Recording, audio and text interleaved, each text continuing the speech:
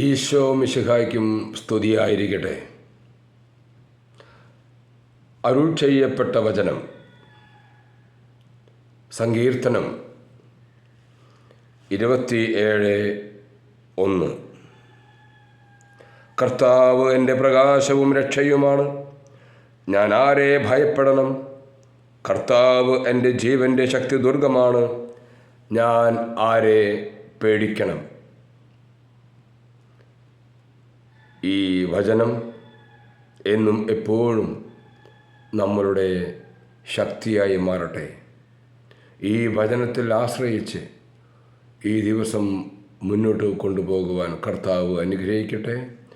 യേശുവിൻ്റെ ജനന തിരുനാൾ ആചരിക്കുവാൻ നാം ഒരുങ്ങി നിൽക്കുന്ന ഈ ദിനം കൂടുതലായിട്ട് യേശുവിൽ അഭയം പ്രാപിച്ച് ജീവിക്കുവാൻ നമുക്ക് സാധിക്കട്ടെ.